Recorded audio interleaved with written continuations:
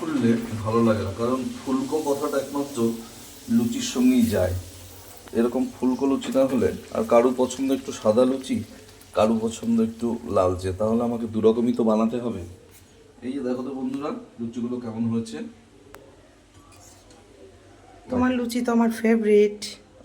না ওরকম ব্যাপার না, তবে চেষ্টা করি একটু পছন্দ মতো বানানোর।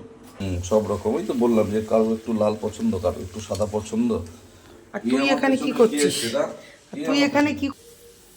দাঁড়াও একটু দাঁড়াও, তরকারিটা গুছিয়ে দিই, একবারেই দাও। তো খিদে পেয়েছে আমি জানি, তো প্রায় হয়েও গেছে, আর একটুখানি।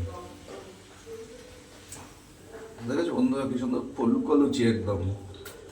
যদি কেউ লুচি পছন্দ করো তাহলে কিন্তু চলে এসো, একদম অনেকগুলো বানানো হয়েছে, এবং মন ভরে খাওয়া যাবে। তবে আমার তরকারি চাইতে যেন সুজিটা দিয়ে একটু লুচিটা ভালো লাগে, আমি একটু মিষ্টিটা পছন্দ করি বেশি।